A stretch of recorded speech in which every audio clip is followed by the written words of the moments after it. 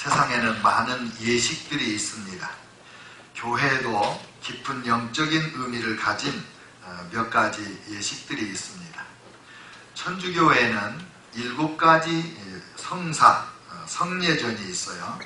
세례성사, 예수 믿고 세례받는 것을 성사라고 하고, 견진성사, 신부님이 세례받은 사람 머리에 기름을 바르면서 성령 충만받도록 기도해주는 그런 예식, 견진성사가 있고, 우리 성찬 예식을 성체성사 이렇게 말합니다. 특별히 천주교인들은 이 성례전을 할 때, 성찬식을 할 때 이 떡이 진짜 예수님의 몸으로 진짜 예수님의 피로 변한다고 하는 화채설을 믿습니다. 그 다음에 네 번째 천주교의 성례전이 고해성사가 있어요. 자기가 죄를 지으면 신부님에게 찾아와서 죄를 자백하고 사제에게 용서 선포를 받는 그런 예식이 있습니다. 또 그 1년에 한 번 이상은 해야 천주교인이라고 그러는 거예요. 혼인성사 또는 혼배성사라고 하는데, 결혼식이 하나님의 그 거룩한 성례전이라고 그렇게 정해놓고 지키고 있습니다. 그 다음에 6번째는 종부성사 또는 병자성사라고 하는데, 성도가 임종이 가까이 오면 사제가 와서 기름을 바르면서 이제 죽음을 준비시키고 또 하나님 나라에 갈 수 있도록 안내하는 그런 예식을 종부성사라고 합니다.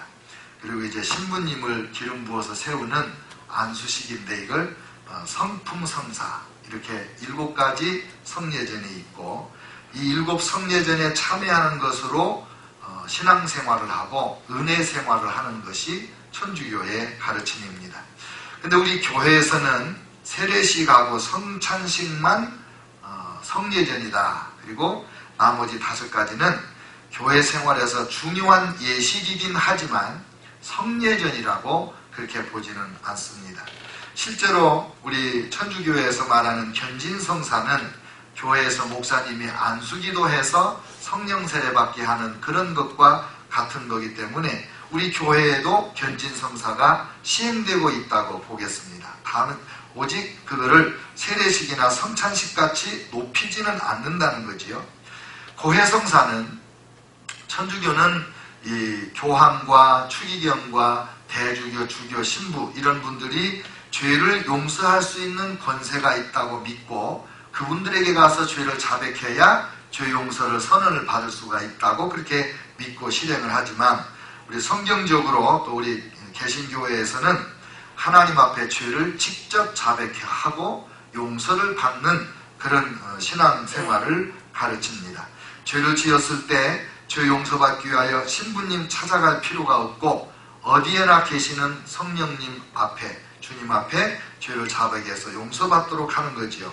그러니까 신부님에게 찾아가서 고백은 안 해도 우리 성도들도 회개의 신앙생활을 열심히 하기 때문에 역시 이런 내용도 우리가 실행을 하고 있는 거지요. 또 천주교에서는 결혼식을 신부님이 절대적으로 집행하는 세례식같이 성찬식같이 결혼식을 중요하게 여기지만, 우리 개신교는 그러지는 않습니다. 그러나 경건한 기독교 신자라면 목사님 주례로 결혼하는 것이 신앙적으로 바른 것입니다. 그러니까 성례전까지는 아니지만 결혼식을 거룩하게 구별해서 예배로, 결혼 예배로 드리는 것이 우리 교회의 모습이잖아요. 그 다음에 종부성사라고 하는 것은 임종 예배로 우리가 실행을 하고 있지요. 또 성품성사는 목사 안수식으로 아주 성대하게 안수식을 거행해서 하나님의 말씀을 전할 주의 종으로 세우는 겁니다.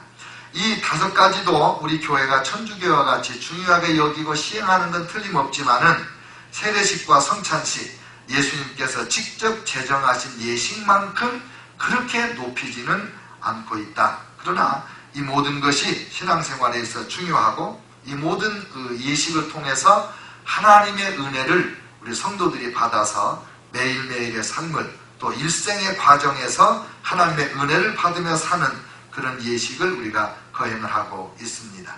이런 예식을 거행할 때마다 우리에게 큰 은혜가 있지요. 근데 문제가 뭐냐면, 예식을 제정할 때는 왜 이런 예식을 하는가? 왜 이런 방식으로 하는가? 그런 다 의미가 있었을 거예요. 그런데 이게 오래오래 반복을 하다 보면 내용은 뭔지 모르면서 형식으로만 따라가는 그런 병폐가 생겨나게 됩니다. 그래서 이 천주교 신자나 우리 기독교 신자나 다 같이 하나님 앞에 이 예전을 행할 때마다 세례식, 성찬식 이런 걸 행할 때마다 하나님의 성령을 철저하게 의지하고 은혜를 사모하는 마음으로 이런 예식을 참여하고 은혜를 받는 것이 중요합니다. 그러니까 이런 성례전은 하나님의 은혜를 받는 통로가 되고 수단이 된다 하는 것은 우리 기독교의 오랜 전통적인 믿음이고 실천이었습니다. 문제는 이런 의식을 행할 때 오해가 생긴다는 거예요. 초대교회는 크게 두 가지 오해를 받아서 엄청난 박해를 받고 수많은 성도들이 목숨을 잃고 감옥에 가고 원형극장에서 사자에게 찢겨 죽는 그런 고난을 겪었습니다. 근데 그 두 가지 큰 오해가 뭐였냐면 하나는 기독교인들을 무신론자라고 했어요. 로마 제국이. 또 하나는 기독교인들을 식인종이라고 했어요.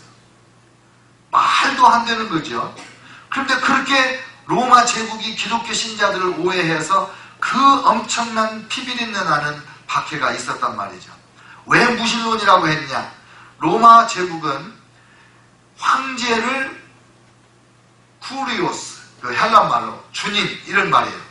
황제를 주님으로 부르면서 황제를 로마 제국의 모든 백성이 섬겨야 되는 신으로 믿은 거예요.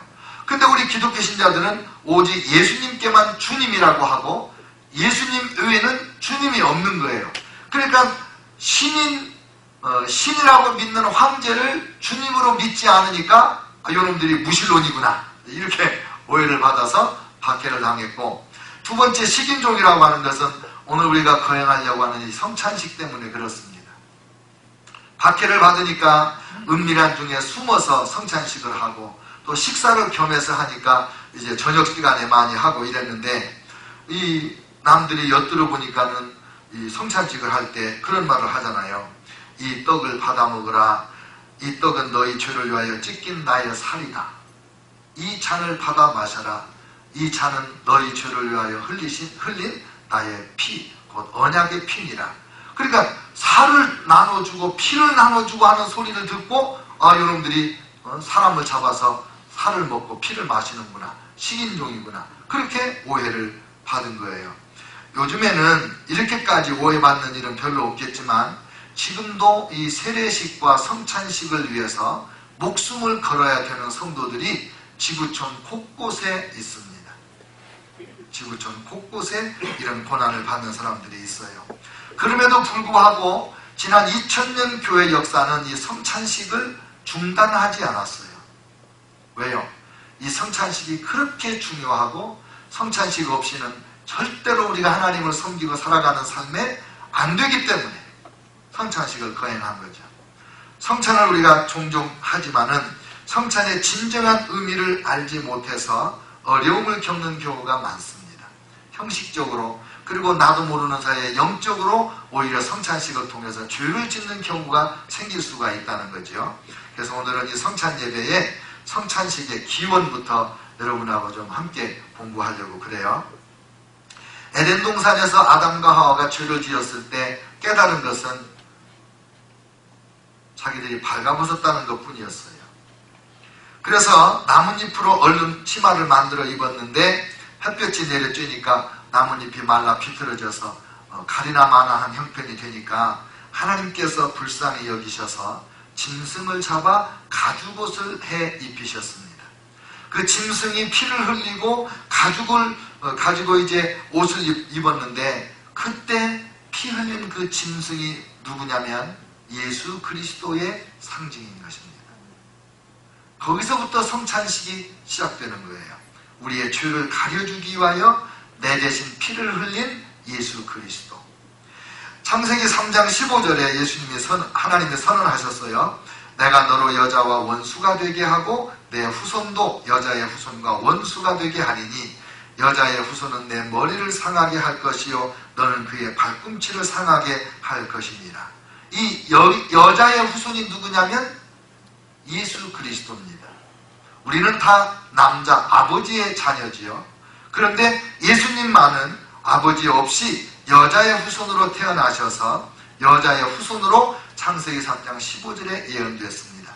원수 마귀는 발꿈치를 상하게 합니다. 예수님을 죽인 줄 알았는데 부활했으니까 예수님을 상하게 한 것으로 그쳤지만 예수님은 사탄의 머리를 상하게 해서 사탄을 박살을 내서 영원한 지옥에 떨어뜨리고 우리를 건져내시는 그 여자의 후손 예수 그리스도, 그분의 상함이 십자가고 그걸 기념하는 것이 우리 성찬 예식입니다.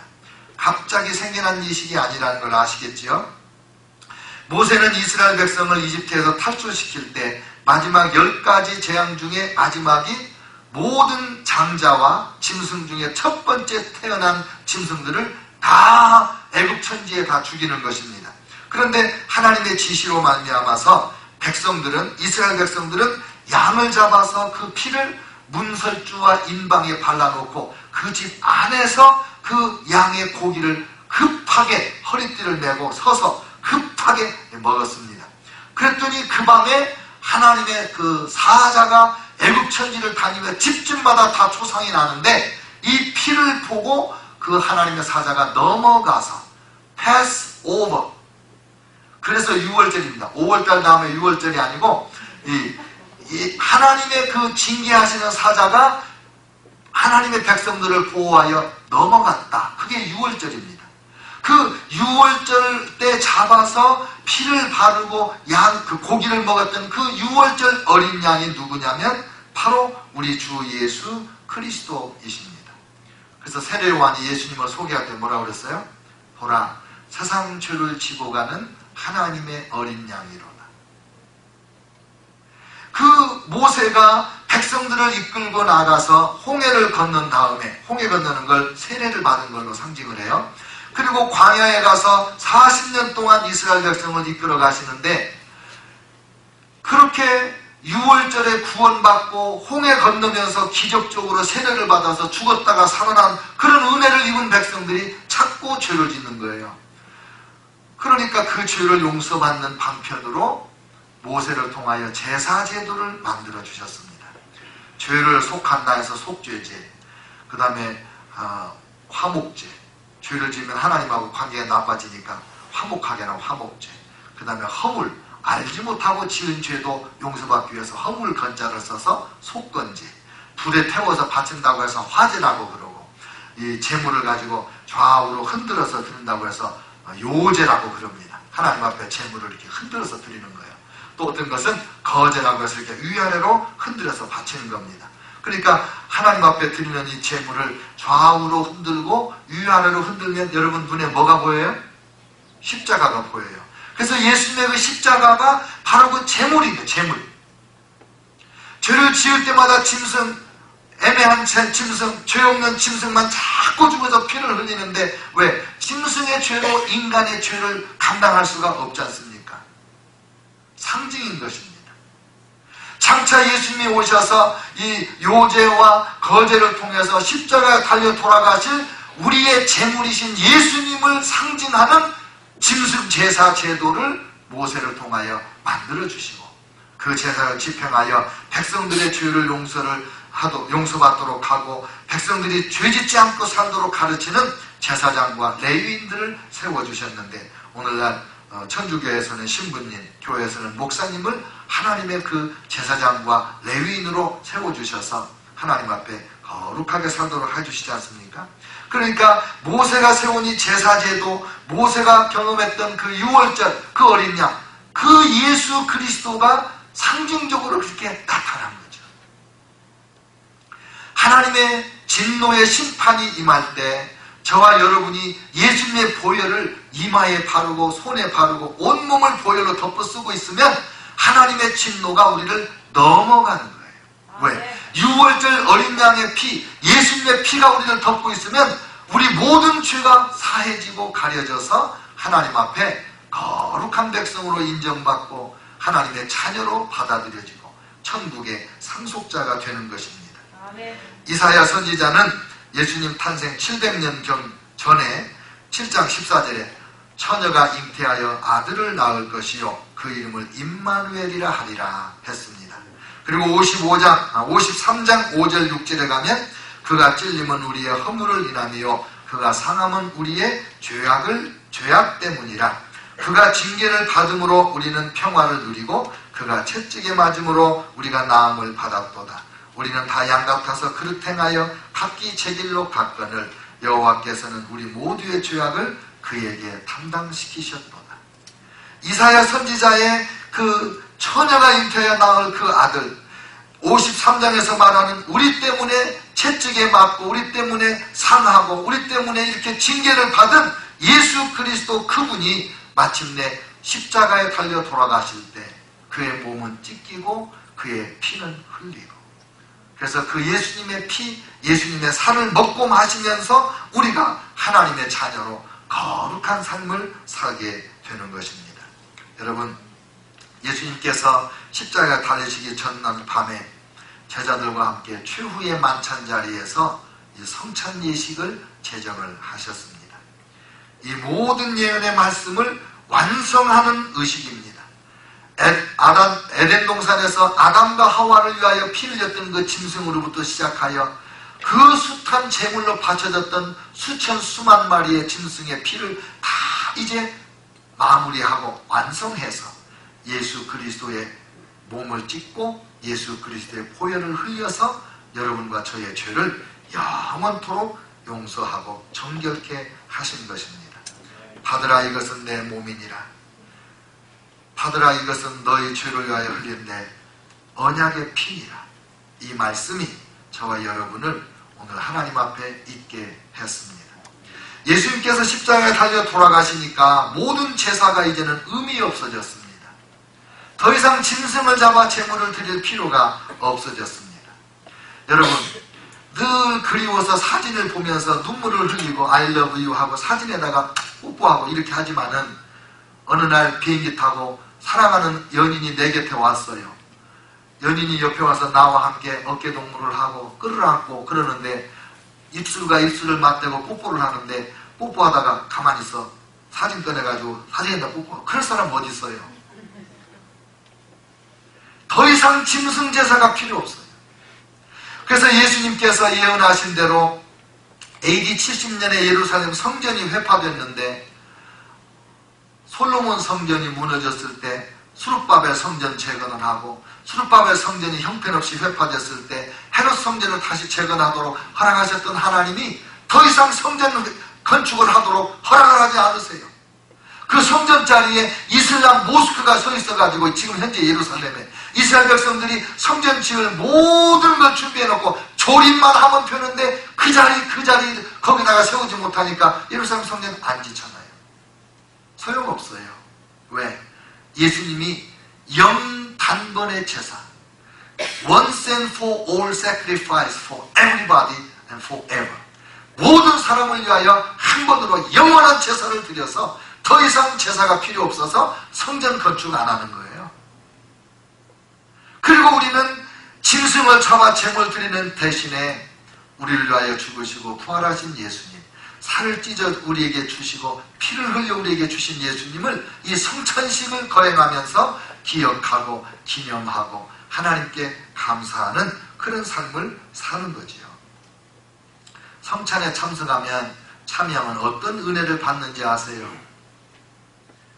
늘 생각만 해도, 예수님을 생각만 해도 하나님의 은혜가 임하지만 성찬을 참여하면서 하나님이 우리를 얼마나 사랑하시는가, 하나님은 우리에게 얼마나 자비로우신가, 하나님은 오늘도 나를 정결케 해주시는구나, 그 은혜를 받게 됩니다.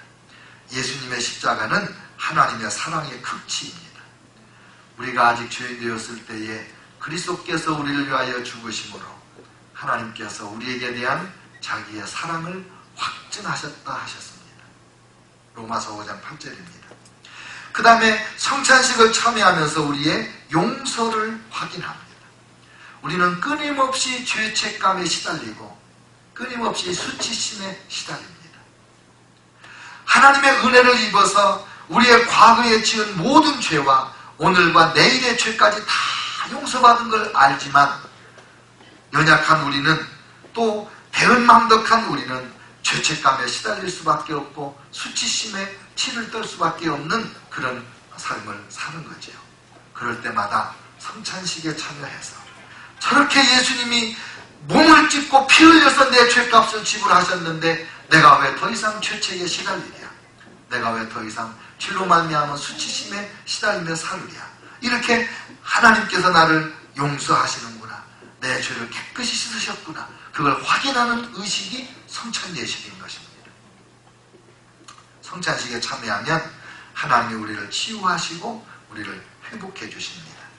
성찬식을 참여할 때는 상처받은 마음대로, 병든 몸대로 하나님 앞에 나와서 마음을 모으고 두 손을 모으고 주님 저를 위하여 십자가를 지신 것을 기억하고 감사합니다, 이렇게 기도하잖아요. 이때 하나님의 영이 이 성찬을 통해서 우리 몸의 질병을 치유하십니다. 지금도 성찬식을 참여함으로 질병에서 자유함을 얻는 사람들이 끊임없이 일어나고 있습니다. 성찬식을 참여함으로써 예수님의 용서의 은총을 입고 치유의 은총을 입음으로써 우리 마음의 분노가 사라지고 우리 마음의 우울함과 슬픔이 사라집니다. 우월감과 열등감이 사라지고 수치심, 죄책감, 거절감, 비교의식, 이 모든 우리 마음의 아픔과 상처들이 치유가 되고 회복이 돼서 사랑할 수 없는 사람을 사랑할 수 있게 되고 용서할 수 없는 사람을 용서할 수 있게 되고 하나님의 사람으로의 아름다운 모습이 드러나는 거예요. 성찬에 참여함으로 치유와 회복의 은총을 입습니다. 성찬에 참여함으로 우리 성도들은 능력을 부여받습니다. 여러분, 우리는 타락한 본성을 가지고 있기 때문에 예수님을 믿으면서도 나도 모르는 사이에 본성적으로 죄를 지게 되고 본성적으로 나쁜 생각을 하게 됩니다. 그런데 성찬을 참여하여 말씀과 성령의 은혜를 입으면 우리 안에 있는 이 타락한 본성이 약화되고 원래 하나님이 우리 안에 심어놓으신 선한 본성이 살아나는 것입니다. 세상 풍조를 거슬러 살아갈 수 있는 용기가 생깁니다. 우리가 처음에 죄 지을 때 대부분은 체면 때문에 죄를 짓습니다. 우리 자녀들이 학교에서 처음으로 마리화나를 피우고 처음으로 마약을 하고 처음으로 술을 마시고 담배를 피우고 하는 그 이유가 뭔지 압니까? 친구들의 피어 프레셔, 그 친구들에게 버림받을까봐, 친구들에게 왕따 당할까봐, 친구들에게서 소외되기를 원치 않아서 노를 못하고 안 되는 줄 알면서도 한 번, 두 번 하다가 중독까지 가고 인생을 망치는 그런 일이 일어나는 겁니다. 어린아이들만 그런 게 아닙니다. 우리 어른들도 살면서 이 분위기 때문에 다른 사람들이 마음 상할까봐 아닌데도 불구하고 같이 그 말에 동조하고 앉아있고, 아니야 그런 말 하면 안 돼, 이 말을 못하지 않습니까? 그러나 성찬을 참여하면서 우리 안에 있는 죄를 주님이 얼마나 심각하게 생각하셨으면 자기 아들을 십자가에 내어주면서까지 우리의 죄를 용서하시려고 하셨나, 이걸 깨닫게 될 거 아닙니까? 그러면 성찬에 참여하면서 은혜 받은 사람들은 어떤 죄를 대해서도 노, 아니요 할 수 있는 용기가 생겨나는 겁니다. 그래서 성찬을 우리가 참여해야 되는 거예요. 그뿐입니까? 어둠의 권세인 사탄과 마귀와 귀신들이 끊임없이 우리 안팎에서 우리를 공격하고 유혹하고 시험해서 넘어뜨리려고 하고 있습니다. 오직 성찬에 참여하여 은혜를 입고 정결함을 입고 성령 충만함을 받은 우리들이 예수님의 이름으로 원수 마귀를 대적하여 물리치고 거룩한 삶을 살 수가 있습니다. 좀 전에 말씀드렸지만 이때쯤 되면 나를 괴롭힌 사람, 나에게 손해를 끼친 사람, 내 철천지 원수가 된 사람, 자손 3대까지 내려가면서라도 꼭 복수하고 싶었던 사람들까지 용서할 수 없었던 사람을 용서할 은혜가 임하는 거예요. 왜요? 지옥 갈 죄를 용서받은 나라는 것을 이 성찬을 통해서 확인했는데, 용서받은 내가 누구를 용서하지 못하겠는가? 내가 남을 용서하지 않으면서 어찌 이 엄청난 용서의 은혜를 사모하고 누린다고 할 수가 있겠는가? 그래서 용서할 수 있게 되고 사랑할 수 있게 되고, 그리고 나를 변화시키고 가정을 변화시키고 우리 세상을 변화시킬 수 있는 그런 능력이 임하는 거지요. 오늘 이 성찬에 참여하면서 여러분에게 이 능력이 임하시기를 주님의 이름으로 축원합니다. 아멘. 그리고 성찬에 참여하면 하나님의 치유의 은총으로 말미암아서 해방하는 능력으로 말미암아서 우리가 평안을 누리게 됩니다. 우리는 세상의 평화를 찾아서 여기저기 헤맵니다. 저는 가끔 그런 생각을 해요. 평안을 얻고 휴식을 얻겠다고 휴가를 가는데 주일을 빼먹고 휴가를 가는 사람들이 있잖아요. 글쎄요, 진짜 거기 가서 평안과 휴식을 얻고 왔을까요? 아직도 그렇게 믿는다면 많이 멀었습니다. 오직 예수 안에서 진정한 평안이 있고 진정한 안식이 있는 것입니다. 아멘. 믿으십시오. 아멘. 그리고 이 성찬을 통해서 받는 은혜가 뭐냐면 임마누엘의 은혜입니다. 아멘. 성령님이 내 안에, 내가 성령님 안에, 하나님이 제 안에, 내가 하나님 안에 있어서 영원토록 눈을 떠도 임마누엘, 눈을 감아도 임마누엘, 한가해도 임마누엘, 분주해도 임마누엘, 주님이 나와 함께한다는 것을 철저하게 우리가 믿는 것입니다. 어떤 자세로 성찬에 임해야 됩니까? 철저한 회개, 내 죄를 자복하고 회개하고 성찬에 참여합니다. 사도 바울은 그랬어요. 죄를 회개하지 아니하고 성찬을 참여하는 사람들은 오히려 자기의 죄를 먹고 마시는 것이 된다 그랬습니다. 그래서 오늘은 좀 후에 설교 마치면 십계명을 보면서 철저하게 회개를 하려고 합니다. 그리고 용서하고 성찬식에 참여합니다. 나에게 죄 지은 사람, 나에게 아픔과 상처를 준 사람, 나에게 손해를 끼친 사람들을 다 용서를 하고 성찬식에 참여하는 것입니다. 감사함으로 순종함으로 성찬에 참여해서 은혜 받으시기를 축원합니다. 마지막 말씀입니다. 로마 시대에 처녀 보쌈 제도가 있었습니다. 제도가 아니라 그런 유행이 있었어요. 왜냐하면 로마는 법과 군대로 로마 제국을 세워서 1000년 제국이 됐는데 중간에 AD 100년, 200년, 300년 이 여간에 로마 제국이 너무 타락했습니다. 파티 문화가 로마를 휩쓸어서 귀족들 가운데에는 하룻밤에도 파티를 여러 번씩을 했습니다. 너무 많이 먹고 마시니까 남자나 여자나, 자기 여자는 핸드백 속에, 남자는 속주머니 속에 깃털을 넣어가지고 다녔습니다. 깃털. 그게 뭐 하는 데 쓰는 거냐? 실컷 먹고 마신 다음에 화장실에 가서 목젖을 건드려서 웩 하고 토하고, 그리고 씻고 또 2차 가고 또 토하고 3차 가고, 그러는 과정에 깨끗한 처녀 총각 다 없어졌습니다. 온갖 성병이 난무했습니다. 귀족들 가운데 건강한 자녀를 낳아야 로마 제국을 이끌겠는데 건강한 자녀를 낳아줄 깨끗한 처녀가 아무리 눈 닦고 눈 씻고 찾아봐도 없는 것입니다. 그래서 찾아낸 게 누구냐면 예수 믿는 처녀들입니다.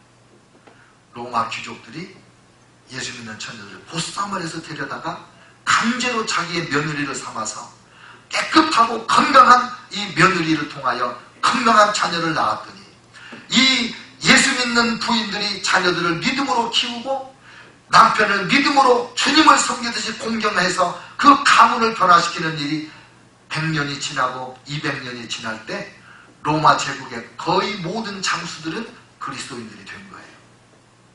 그래서 콘스탄틴 대제가 황제가 됐을 때 그때는 기독교를 인정하지 않고는 황제로 통치가 불가능한 상황이 된 거예요.